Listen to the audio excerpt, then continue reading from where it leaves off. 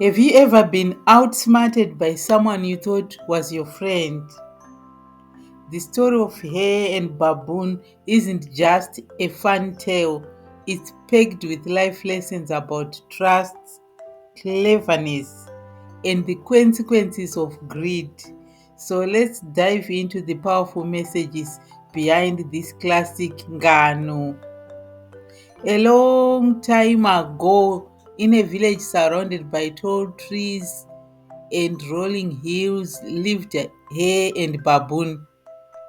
They were the best of friends, but very different.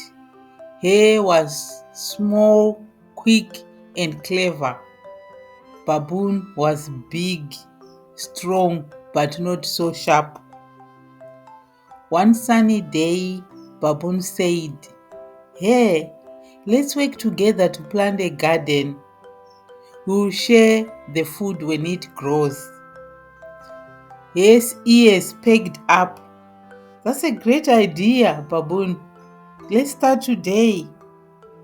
They planted maize, beans, and pumpkins. Baboon worked hard, digging and planting, while Hare hopped around, giving instructions. Weeks passed, and the crops grew tall. One evening, Hare said, "Baboon, let's decide how to share the harvest. Do you want the tops or the bottoms of the plants?" Baboon scratched his head. "The tops, of course. They are closer to the sky, so they must be better." Hare grinned. "All right, the tops are yours and I'll take the bottoms." When harvest time came, Baboon realized he'd been tricked. He got dry stalks and leaves, while Hare feasted on maize, beans, and juicy pumpkin roots. Baboon stomped his feet. "Hey, you tricked me!" Hare laughed. "I only gave you what you asked for, my friend. Next time, think carefully." From then on, Baboon never trusted his clever deals.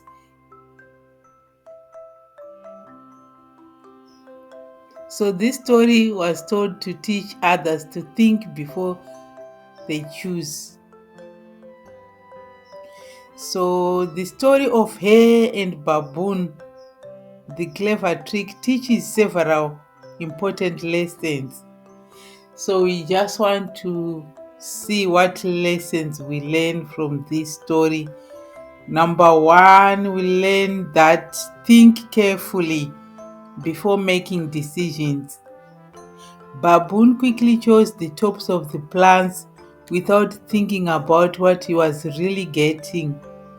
The story reminds us to take time to understand the consequences of our choices. Also, lesson number two is cleverness can outwit strength. Hare, though smaller and weaker, used his intelligence to gain an advantage. This teaches us that being smart and thinking ahead can be more powerful than physical strength. And number three lesson learned is teamwork requires fairness. While Baboon and Hare started as a team, Hare's trick destroyed their friendship. The story shows the importance of fairness and honesty when working with others. And also, lesson number four is greed can lead to loss. Baboon wanted to the best part of the harvest without understanding what he was asking for. Greed or rushing to take the biggest share can lead to disappointment. And lesson 5, pay attention to details. Hare used Baboon's lack of attention to details to his advantage. This teaches us to always listen carefully and pay attention when making agreements. The story is a reminder to think wisely, value fairness, and be cautious of deals that seem too good to be true. So, as a closing statement about this Ngano, Ngano are traditional Shona folk stories passed down from generation to generation.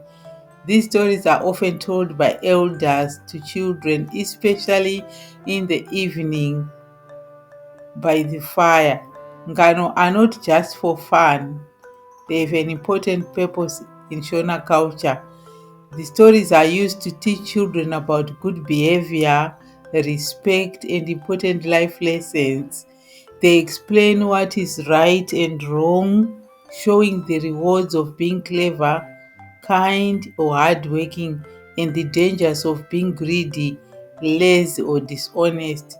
Ngano also keep the Shona language, customs, and traditions alive by sharing the wisdom of the past. Through animal characters and exciting adventures, Ngano make learning fun and memorable. They remind us of the values that hold the community together, like honesty, kindness, and fairness. Ngano are like a bridge between the old and the young, connecting people to their roots while teaching lessons that are still important today. They are stories with meaning, they are stories with laughter and lessons for life. If you enjoyed this story and want to learn more about Shona culture, traditions, and life lessons, don't forget to like, share, and subscribe to my channel. Let's keep these beautiful stories alive for future generations. Share your favorite Ngano or the lessons you have learned in the comments below. I would love to hear from you.